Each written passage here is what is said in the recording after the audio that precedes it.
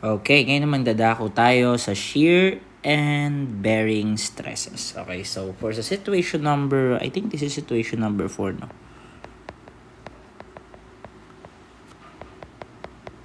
Number 4.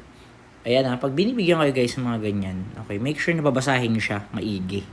Okay, given the following data of the figure, dimensions L1 is 1.80 meters. So, isulat mo. Isulat mo. Okay, so we have 1.80 meters. And for L2, we have 1.20 meters. And for L3, we have 1.80 meters. So this is another 1.80 meters. Now guys, the bar ABC daw has a cross-section of 100 mm by 20 mm. And strut BD is 80 mm by 10 mm. Okay? So sabi sa number 15, determine the allowable P based on the allowable normal stress at the strut BD. Ibig sabihin guys, ano daw yung pinakamalakas na P na pwede mong ikarga doon sa structure mo para hindi mag-snap o hindi masira yung strut BD. Di ba ito BD? Yung BD. Ibig sabihin, ano lang yung pinakamalakas na pwede niyang pwede mong ikarga doon sa structure by the force P para mapanatili mo pa rin na safe yung structure. So in this case guys, kailangan mong kunin yung maximum force lang na kaya or pwedeng maging reaction ni BC doon sa may P. Based on the allowable stress niya. Ibig sabihin, meron siyang allowable stress. Yung strut BD, yung bakal na to, yung BD na yan, is meron niyang sagad na lakas, kumbaga, kung hanggang saan lang kaya niyang dalhin. Meron siyang maximum stress at meron siyang allowable stress at meron din siyang allowable force. So, kunin mo muna yung allowable force. So, for number, so isulat muna natin. For number 15, okay. So, that's for the allowable, determine the allowable P based on the allowable stress. Ano ba is allowable stress at strut BD? You have 82 MPa. So, you have 82 MPa. Okay? Ano ba yung stress? Di ba force over area yun? Ibig sabihin, ito yung force ni BD or ni strut BD, the allowable force ni strut BD. At ano yung cross-sectional area niya? This is simply 80 times 10. So, for strut BD, this is equal to 82 and then 80 times 10. So, this is equal to 656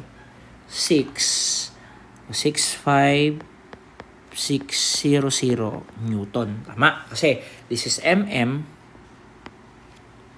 square. This is Newton. And di ba ito ay Newton square. So, yan. So, meron tayong force ni BD na 65,600 Newton. Now, para mahanap natin si force P, kailangan natin guys gumawa ng FBD. Ibig sabihin pala, okay, we have A, B, and then C. At nandito yung ating force P. Again, this is 1.8 meters. This is 1.2 meters. And then, paano sisingaw si force BD dyan, si strut BD? Diba, puputulin mo yan. At kung puputulin mo yan, paano yung magiging reaction yan dyan? Diba, towards dyan. Kasi, once nahilahin mo yung C, ang tendency niyan, diba, ibabalik yan sa point na to. Itutulak niya pataas yan. Okay, so sabihin, ito yung ating 600. Okay? And then guys, ano tong angle of inclination na to ngayon? Kung babalikan natin to, if this is 1.8,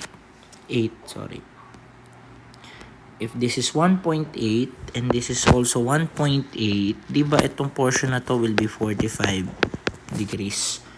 Okay. So, paano ngayon yan? So, taking the summation of moment at A equal to 0. O sige, kunin natin yung gawin natin clockwise positive. 0 is equal to P. Ano yung moment arm ni P? Okay? Ano yung moment arm ni P? We have 1.8 plus 1.2. This is 3. So, 3. Minus, tama? 6,500. Ay, sorry. 6,500. Ngayon, kailangan mong kunin yung vertical component na to. Ang vertical component niyan is 6,600. Ano yan? Sine of 45. Although meron yung horizontal component, wala ka nang imo-moment arm doon kasi nagpa-pass through yun sa point of intersection mo, di ba? Ayun yun. Ay, point of concurrency mo. Tama. So, sabihin, 0 na yung horizontal component. So, 6,600 sine of 45. So, P is equal to 3 minus 6,600 multiplied by sine 45. Kulang pa pala. Ilan yung moment arm nun? We have 1.8. So, 1.8. So, ilan ang magiging value ni P? Ang value ni P ay 27,831. We have 27,831.72 Newton. Tingnan mo yung choices. You have, yun, P is equal to 27.83 kilonewton. So, ibig sabihin guys lang nun, by concept, yun lang yung pinakamalakas na pwede mong ikarga sa P para hindi pumutok ito. Kasi kung lalagpas ka dyan, pagpalagay mo na tataas yung P mo, once na tumaas yung P mo at ang allowable stress mo lang is 82 MPa, balikan mo to yun. Bumalik ka. Ibig sabihin, solving mo, pabalik doon. Makikita mo guys na lalagpas sa 82 MPa yung magiging stress mo. Kasi again, once na lumalakas yung force, ito kasi yan stress is equal to force over area. Once na lumalakas to, syempre mas tumataas yan. Tama? Once na lumalaki to, mas humihina yung stress natin. Okay? Once na lumiliit to, mas lumalakas yung stress natin. So, lagi yung tandaan yun. Pag sinabi guys na maximum stress, lagi yun yung pinakamataas. Yun guys, yung pinakamataas na stress na na-attain nung isang cross-section mo. Pag sinabi namang maximum force, pipiliin mo dito guys, yung alin? Pag sinabi maximum force, yung pinakamababa doon sa mga masosolve mo. Bakit? Kasi yun lang yung pinakamataas na force na kayang ikarga ng allowable stress mo. Once na mag-exceed ka doon, masisira na yung structure mo. Pagka naman sa area, ang lagi niyong pipiliin is yung pinakamalaki para maging safe. Kasi once na lumalaki nga yung area, mas na-attain niya or mas nasasatisfy niya yung allowable stress lang na kaya nung isang cross-section mo. So, yun guys. And by the way, this number 6 pala is i-verify ko muna kasi wala siyang diameter ng bolt. So, babalikan natin ito. Okay? So, for situation 4, ito muna. Salita kanina, di pa pala naka-play. Baliw yarn. So, yun. So, situation 5. The lap joint shown in the figure is fastened by 4 21mm diameter rivets. The normal stress in the lap joint is limited to 90 megapascal. Shearing stress in the rivets is limited to 100 MPa. So, given muna natin. Ang shear stress ng rivets natin is equal to 100 megapascal. And the bearing stress in plates is limited to 125 megapascal. Assume that the applied load is uniformly distributed among the 4 rivets. So, ibig sabihin, equal daw yung distribution ng lahat na yun. Okay? Before that, for number 17, ang sabi, determine the safe tension load based on the limited normal stress. Meron pa pala tayong normal stress na equal to 90 MPa. Okay. Based on the limited, okay, so ibig sabihin, di ba, stress is equal to force over area. Okay? In this case, normal stress yung gagamitin natin. Pag sinabing normal stress, so 90 MPa yun yung given natin eh. Now, okay, yung force natin sa normal is yun yung nawawala. And ngayon guys, ang pinaka-crucial kasi talagang part for analyzing and for solving stresses is yung pag-identify nung force, relation ng force at nung area. Pag normal force guys, di ba ang kailangan natin is yung alin? Is yung area perpendicular to the force. Okay? So if ito yung force natin, ano ba yung area perpendicular diyan? Kung ganun, sobrang liit kasi. Pero kung titingnan mo, di ba, kung ihaharap sa yan, di ba may kakaroon ka dito guys ng area. Tapos, yung kulay blue na force P natin na yan, teka lang, palitan natin. Di ba ito yan? Papunta sa'yo. Papunta sa'yo. Sana all. Ayan, papunta sa'yo. Okay? Now, ibig sabihin, ano yung area na i-consider natin for that? Okay? In this case, guys, ano ba yung width? Ano ba yung width nung ano natin? Ito. Di ba ito yung cross-sectional area yan? Wait lang. Pag ganyan yan, di ba? Ako siya drawing na maayos. Basta, ayan yung cross-sectional. Ito yung cross-sectional area na tatamaan. So, ano yung dimension yan? So, 150. Di ba? So, in this case, ito ay 150. Now, kung titingnan mong mabuti, ano naman to? Ito yung portion na yan. Ayan yung may arrow na yan. Ilan yan? Ilan? This is 25 mm naman. Ibig sabihin, ito yung thickness natin yan. Okay? This is 25 mm. So, in this case, guys, yun pala area na tatamaan. So, this is 25 times 150. So, ano yung force P natin dito? For number 17, 90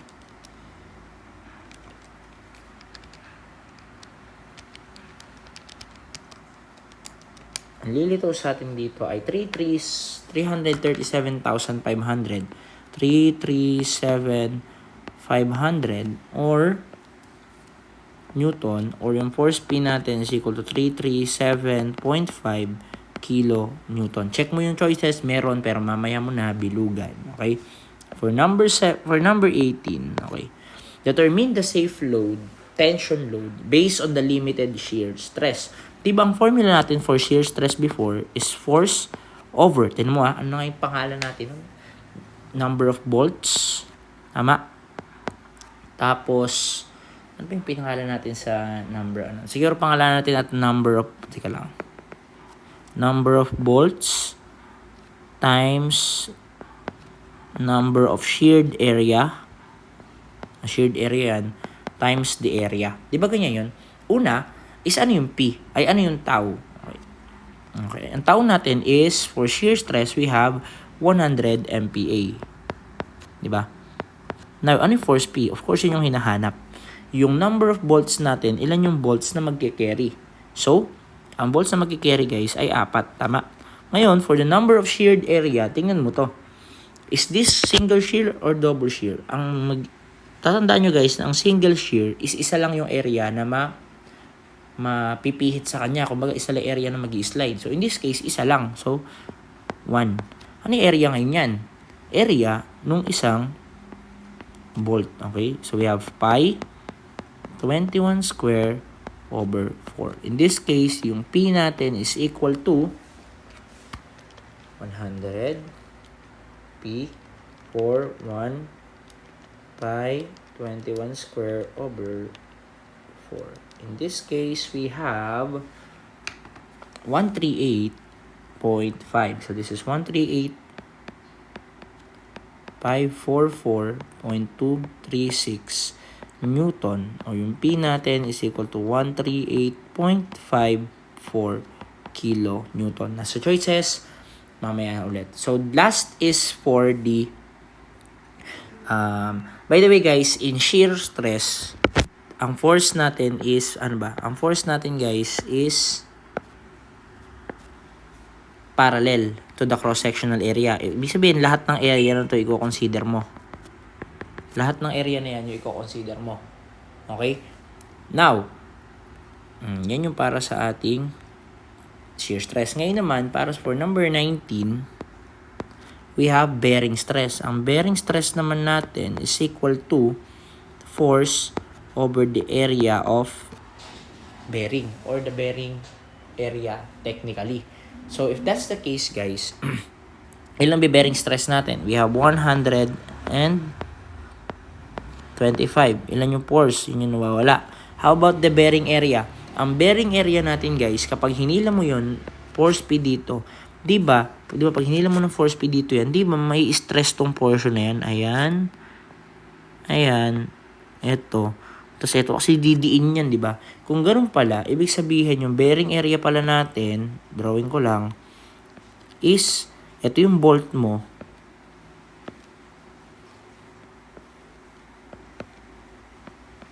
Ito yung bolt natin. Ibig sabihin, this will be your bolt diameter. Tama? Diameter ng bolt yan. Ano to ngayon?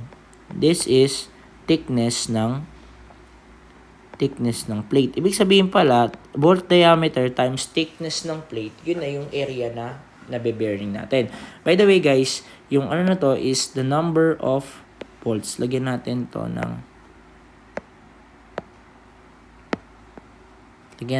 ng number of bolts times the area ng bearing. So, ilan yun? We have 4. Ilan yung yung area natin? Ang diameter ng bolt ay 21. Ang thickness ng plate ay 25. So, ang force P natin dito is equal to 125 equals to X 4, 21, 25 is equal to 2625 Newton, or basically your force P is equal to 262.5 kilo Newton. So that's the answer. So meron na tayo dito ang sagot, ito tsaka ito. So for number 17, the answer is 337.5 kilonewton. For number 18, we have 138.5 kilonewton. And for number 19, we have 262.5 kilonewton. So in that case, mas madali siyang i-solve. Okay? So that's for situation number, number 5. So for situation number 6, parang this is quite similar sa naging example natin during the discussion of shear naman. Anyway, so let's start. So for situation 6, in the clevis shown in the figure, hindi ko alam kung clevis or clevis. Anyway, clevis na lang siguro. Shown in the figure, find the minimum bolt diameter and the minimum thickness of each yoke that will support a load of P is equal to 80 kilonewton without exceeding a shearing force or shearing stress of 120 MPa and a bearing stress of 150 MPa. So technically guys, yun nga, sabi ko sa inyo, the most crucial part of identifying the stresses is the force and the area. Technically, okay, makinig. Asan ba yung bolt? Diba ito yung bolt? Diba ito yung bolt natin? Ay, nakapatay. Okay. Diba ito yung bolt natin? Itong portion na yan, ay yung bolt na yan. Tapos ito yun, ay yung buo na yan. Okay. Ngayon, ang pinapahanap sa atin sa una is what is the minimum diameter of bolts. So, nawala naman yung undo. Burahin na nga lang natin. So, tanggalin natin to.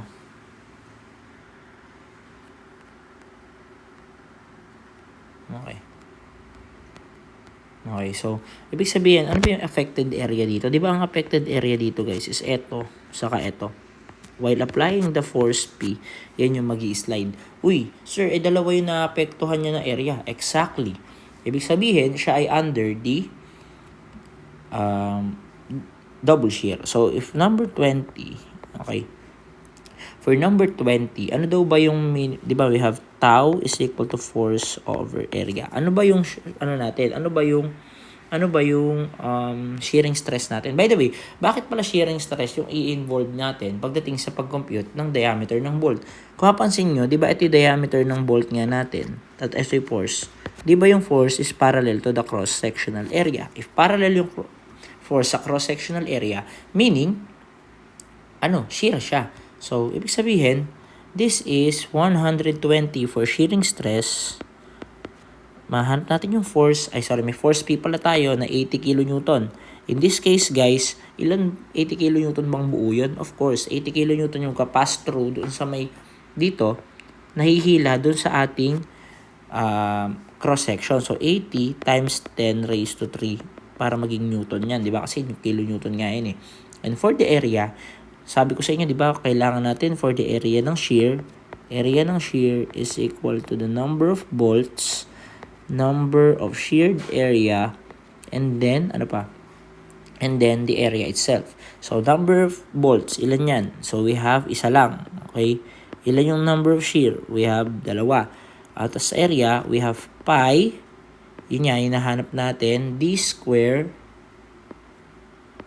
over 4. In this case, guys, the diameter should be equal to 120, 80 times 10 raised to 3, 1, 2, and pi d square over 4. In this case, we have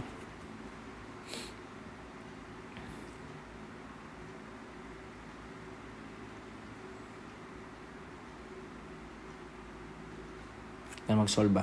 Okay. Pagka guys pala, pagka pala guys ganun, di ba, pag nag-shift solve kayo, ito lalo na nasa ilalim yung unknown, nasa ilalim ng fraction yung unknown, di ba, pag shift solve nyo, nakalagay dyan, solve for x.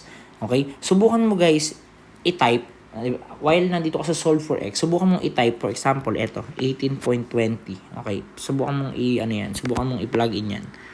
Okay? So, gawin mo 18.20. Tapos, pinutin mo equal. Mapapansin mo guys, na maghahanap kasi yung x value mo. Tingnan mo, bilis. So, meron na tayong 20.60 mm. Ang ibig lang sabihin kasi yan guys, is naghahanap yung value ng, naghahanap yung calculator mo ng value ng x. Ngayon, so kung malayo yung naka-shift solve sa'yo, for example, shift solve ka dyan, tapos nakalagay solve for x, pero nakikita mo yung value na dito sa ilalim is 0.00 something, sobrang laki, matatagalan maghanap ng value yung calculator mo. So, ilapit mo siya. So, in this case, guys, magkakalapit lang na may 18.20, 20.60, 22.46, 25.50. Hanap ka dyan ng kalapit. At kung ano nililitaw, yun na yung magiging sagot natin. So, yun. 20.60 tayo dyan. Next is what is the minimum thickness of each clevis? Actually, this is each yoke. Ang yoke na tinutukoy natin, guys, is yung nag-hold dito. Now, eto. Ayan, saan ba yan? Etong portion na to.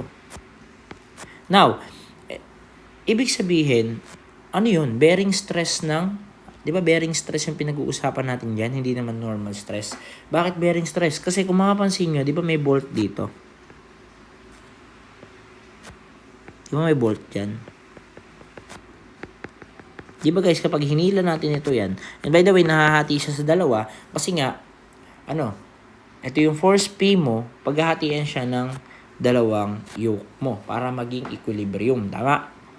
Ngayon naman, etong portion na to, once nahilahin mo siya by force P dito, di ba? 0.5P, sorry. Di ba mai-stress to? Ay, sorry, hindi yan. Di ba mai-stress to? Kasi pipigil yan di ba? Mai-stress yung area na yan. Kung ganun pala, for number 21, okay. For number 21, if ito drawing natin yan sa paharap, di ba pag ganyan yan, ito yung each yoke natin. Tama. And then, ringan ko lang. Ito yung ating bolt. Tama ba? Ibig sabihin, ito yung magiging ating stress area. Yan. Ilan to? This is thickness. This is thickness ng yoke natin. Tama. And then, ito naman ngayon, yung magiging diameter ng bolt natin. Okay? In this case, guys, each yoke yung hinahanap. So, ibig sabihin, each yoke, we have 150 na bearing stress. Okay, tama ba? We have 150. Yes, we have 150 na bearing stress, which is equal to force natin na, ito, baka magkamali dito kasi baka 80 gamitin nyo. And guys, isa lang hinahanap natin dito. Okay? If isa lang hinahanap natin, therefore, ang gagawin natin yan is we have 150 is equal to 0.5 ng P. At ang P natin is 80 times 10 raised to 3. Tama? Ngayon, for the area, we have thickness times the diameter ng bolt. In diameter ng bolt natin is computed natin kanina as 20.60. Okay, so the thickness will be, ito ulit tayo, sa ilalim na may thickness. Okay, so subukan nyo ilagay sa calculator to, 150 equal to 0.5. 80 times 10 raised to 3. We have the thickness, then 20.60. Pag nag-shift solve kayo, check mo ulit to. Sige, ilagay mo siguro yung 12.94 dyan. Kahit hindi ka naman sure na yan pa yung sagot. Okay? At lalilitaw dyan, ayun, bilis. 12.94 m. I hope ma-appreciate nyo yung part na yun, guys. Kasi sobrang laking tulong nun. Lalo na pagka kayo pa naman ay mga shift solvers. Okay? So, in this case, Nakuha na natin. The answer for number 20 is letter D.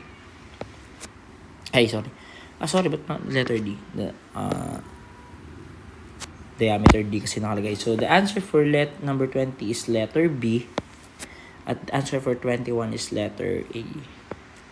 Okay. So, yun na for situation number 6.